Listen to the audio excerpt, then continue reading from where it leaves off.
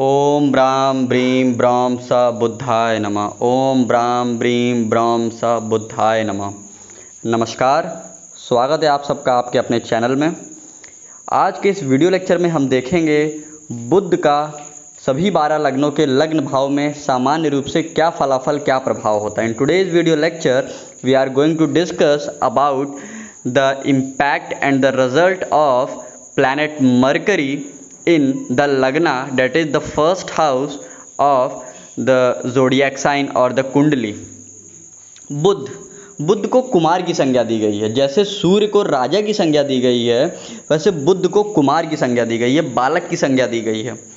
कहते हैं ये एक ऐसा ग्रह है जो हमेशा सूर्य के समीप रहता है और सूर्य के साथ युति में आने पे ये बुधादित्य योग का निर्माण करता है। बुधादित्य, बुध मीन्स बुध, आदित्य मीन्स सूर्य। अब देखा जाए तो लग्न भाव में अगर बुध होगा और बुध पे पापक ग्रहों की दृष्टि नहीं है, यहाँ पे पापक, क्रूर और शनिदेव वो लग्न के हिसाब से बदल जाता है। तो इसलिए आम भाषा में इसको समझिए, साधारण शब्दों में। इसमें ये तर्क ना लगाइएगा कि नहीं वृषभ लग्न है तो वहाँ पे शनिदेव तो भाग्य के स्वामी हैं, तो वहाँ फलाफल अलग होगा। आइए देखते हैं प्रत्येक लग्न के लग्न भाव में बुध का प्रभाव। बुध जो कि बुद्धि के कारक हैं, काल पुरुष की कुंडली में भी और इस मेष लग्न की कुंडली में भी बुध तृतीय और छठे भाव के स्वामी होते हैं। यह दोनों ही भाव ज्योतिष में कोई बहुत ही शुभ भावों में नहीं जोड़े जाते हैं, नहीं देखे जाते हैं। तृतीय भाव जहाँ पराक्रम का भाव होता है, वहीं छठा भाव रोग, ऋण और रिपु का होता है, कंपटीशन का होता है, प्रतियोगिता का होता है। अब कंपटीशन, प्रतियोगिता और पराक्रम का स्वामी लग्न में बैठेगा तो निसंदेह व्यक्ति पराक्रमी तो होगा। यह हो सकता है कि उसके वाणी में, उसकी पर्सनैलिटी में, उसके व्यक्तित्व में पराक्रम हो, लेकिन साथ ही साथ वो अपने इस पराक्रम की वजह से अपने शत्रुओं को भी जन्म देगा, उसके शत्रु भी बनेंगे और उसको जीवन में प्रतियोगिता और कंपटीशन का भी सामना औरों की तुलना में ज़्यादा करना पड़ेगा। अब बात करेंगे वृषभ लग्न की। इसके स्वामी शुक्र बनते हैं और वृषभ लग्न में बुध एक योग कारक ग्रह बन जाता है, क्योंकि ये द्वितीय भाव और पंचम भाव यानी कि लक्ष्मी स्थान, यानी कि संतान भाव, ज्ञान भाव को कहा जाता है पंचम स्थान को, और द्वितीय और पंचम के स्वामी होकर लग्न में बैठेंगे। अब यहाँ अगर कुंडली में शुक्र और शनि की स्थिति मजबूत हुई तो जातक बुद्धिमान होगा, उसकी संतान ज्ञानवान होगी, जातक भी ज्ञानवान होगा, साथ ही साथ उसकी वाणी में सौम्यता होगी। यदि द्वितीय भाव पे किसी क्रूर या पापक ग्रह की दृष्टि ना हुई तो इस स्थिति में पन्ना पहन के जातक अपने बुध को और बल देके और बेहतर फलाफल ले सकता है, और यहाँ पे बुध जातक को अच्छी वाणी भी प्रदान करते हैं। अब बात करेंगे मिथुन लग्न की। यह लग्न स्वयं बुध का यानी कि मरकरी का है। This ascendant in itself is govern and the lord by planet Mercury. यहाँ मरकरी यानी कि बुध स्वयं इस जोडियाक के, इस आप कह सकते हैं लग्न के मालिक होते हैं, लग्नेश होते हैं। अब यहाँ पे कई लोगों का मन में ये सवाल आएगा कि केंद्राधिपति दोष और तमाम तरह की बातें। देखिए मैं उन बातों को यहाँ नहीं ले रहा हूँ, यह एक सामान्य फलाफल है। अब चतुर्थ भाव यानी कि चौथा भाव, सुख का भाव, और लग्नेश होकर लग्न में बैठेंगे तो एक तो लग्न को बलि करेंगे। शारीरिक रूप से व्यक्ति मजबूत होगा, उसकी वाणी में मृदुता होगी, मिठास होगी, और इसके साथ ही साथ उसकी बुद्धि अच्छी होगी, उसके व्यक्तित्व में उसकी बुद्धिमत्ता झलकेगी। समाज में लोगों को यह लगेगा कि ये व्यक्ति बुद्धिमान है। अब बात करेंगे कर्क लग्न की। कर्क लग्न में देखा जाए तो 12वें भाव के स्वामी होते हैं। अब 12वें भाव और पराक्रम भाव यानी कि तृतीय भाव, 12वें और तृतीय भाव के स्वामी होकर लग्न में बैठेंगे तो यह कोई बहुत अच्छा योग नहीं है। क्यों? 12वां भाव व्यय का होता है, ये लग्न का ही व्यय कर देता है।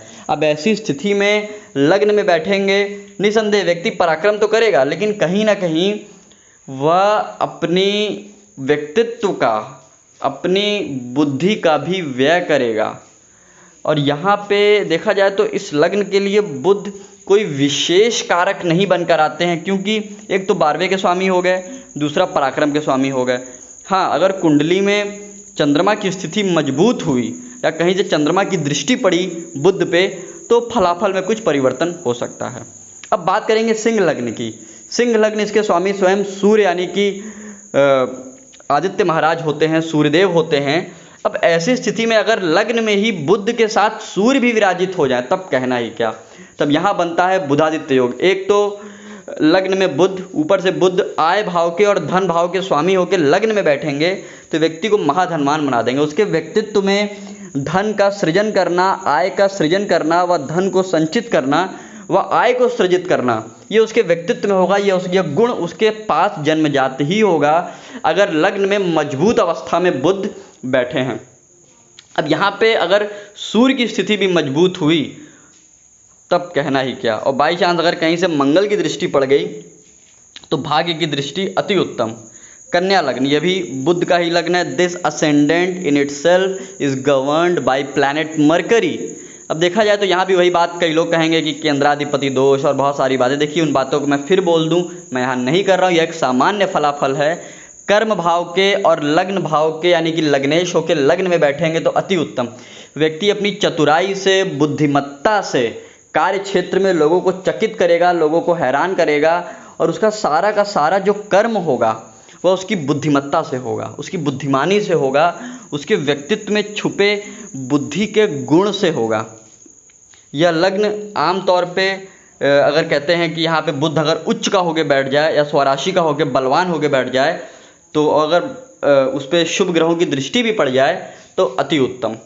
तुला लग्न, शुक्र का ये लग्न है और कहते हैं कि इस लग्न में अगर हम देखें तो बुध भाग्य भाव के स्वामी होते हैं। हालांकि यहाँ व्यय भाव के स्वामी भी बुध ही बनते हैं, लेकिन इस बात को हम नकार नहीं सकते। We can't ignore this fact that here Mercury is also the lord of 9th house. तो अब भाग्य के स्वामी और व्यय के स्वामी होकर लग्न में बैठेंगे तो निसंदेह व्यक्ति भाग्यवान तो होगा, लेकिन भाग्य और उसका खर्च व्यय साथ साथ चलेगा। यानी कि एक तरफ भाग्य भी चलेगा, एक तरफ व्यय भी चलेगा। अब ऐसी स्थिति में अगर देखें तो वैसे तो नैसर्गिक रूप से तुला और वृषभ लग्न के लिए बुध को अच्छा ही देखा गया है क्योंकि शुक्र के मित्र हैं। अब यहाँ पे अगर शुक्र की दृष्टि बुध पे पड़ गई या तात्कालिक मैत्री में आ गए तब कहना ही क्या। अब बात करेंगे वृश्चिक लग्न की। वृश्चिक लग्न में अगर देखें तो अष्टम भाव और एकादश भाव के स्वामी होते हैं बुध, और अष्टम और एकादश के स्वामी होकर लग्न में बैठेंगे। तो देखिए आपको फिर बता दूं, अष्टम भाव आयु का, मृत्यु का, आकस्मिक घटना का, दीर्घकालिक यानी कि लंबे समय तक चलने वाले रोगों का होता है। अब ऐसी स्थिति में ये कोई बहुत शुभ बात नहीं है। एक तो लग्न किसका, मंगल का। मंगल वैसे भी एक क्रूर ग्रह माने जाते हैं और ऊपर से लग्न में बैठेंगे अगर बुध अष्टम के स्वामी होके तो आयु संबंधित अचानक से होने वाली समस्याएं, जातक के जीवन में अचानक से घटनाएं बहुत घटेंगी। In this case there are so many incident that will happen incidentally. अचानक से घटनाएं घटेंगी उसके जीवन में। अब बात करते हैं मकर लग्न की। मकर लग्न में अगर हम देखें तो यहाँ पे बुध छठे भाव के और भाग्य भाव के स्वामी बनते हैं। अब फिर कहूँगा, छठा भाव रोग, ऋण, रिपु, कंपटीशन, प्रतियोगिता, और नवा भाव यानी कि भाग्य भाव अब भाग्येश होके लग्न में बैठे हैं। अब यहाँ अगर कुंडली में शनि और शुक्र की स्थिति मजबूत हुई तो निसंदेह छोटे मोटे रोग जातक को लगे रहेंगे, लेकिन उसके बावजूद जातक भाग्यशाली होगा, अपने शत्रुओं का दमन करने वाला होगा, वह ज़रूरत पड़ने पे उसका भाग्य उसका साथ देगा। बस आवश्यकता है उसको अपनी वाणी और व्यवहार, और क्योंकि लग्न किसका है, शनिदेव का, तो उसको अनुशासन का पालन करना होगा। अगर जातक अनुशासन का पालन करता है, अपने व्यवहार पे नियंत्रण रखता है, तब स्थिति और बेहतर होगी। कुंभ लग्न, शनिदेव का लग्न है कुंभ, Aquarius. The Aquarius ascendant is governed by planet Saturn. Shanidev का लग्न है और यहाँ लग्न में अगर बुध बैठेंगे पंचम के स्वामी और अष्टम के स्वामी होके। अब यहाँ पे देखिए अगर कुंडली में शनिदेव की स्थिति मजबूत है और देवगुरु की स्थिति भी मजबूत है तो आयु से और अष्टम भाव के बुरे फलों को लेकर ज़्यादा चिंता करने की बात नहीं है। लेकिन अगर ऐसा नहीं है तो ये कोई बहुत अच्छी बात हम नहीं कह सकते कि पंचम और अष्टम, यहाँ पंचम को थोड़ा सा किनारे करते हैं। देखिए अगर अच्छी बातें आप जानेंगे तो उससे कोई फ़ायदा नहीं है। ज्योतिष इसलिए है ताकि आप अपनी कमियों को जान सकें। अब अष्टम का स्वामी होकर लग्न में बैठा है तो जीवन में अचानक से घटनाएं घटेंगी, दिक्कतें होंगी, तो इसलिए यहाँ पे शनि की स्थिति देखना अनिवार्य है। अब बात करते हैं अपने आखिरी लग्न की यानी कि मीन लग्न की। देवगुरु बृहस्पति का लग्न है। ये ज्ञान के कारक हैं देवगुरु, और बुध बुद्धि का कारक है। अब ज्ञान और बुद्धि का मिश्रण हो जाए। अब यहाँ पे अगर देखें तो कहीं से देव गुरु की दृष्टि पड़ जाए बुद्ध पे, या तात्कालिक मैत्री में आ जाए, या किसी प्रकार से कोई ऐसा संबंध बन जाए देवगुरु बृहस्पति और बुद्ध का, तो व्यक्ति बुद्धिमान के साथ साथ मीन्स ही will become the intellectual as well as intelligent and will have a overall decent personality.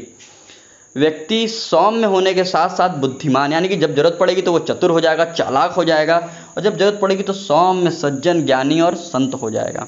देखिए, बुद्ध के फलाफल को समझना है तो कुंडली में सबसे पहले ये देखिए कि बुद्ध अस्त तो नहीं है, उनके ऊपर किसी पापक ग्रह की दृष्टि तो नहीं पड़ रही है।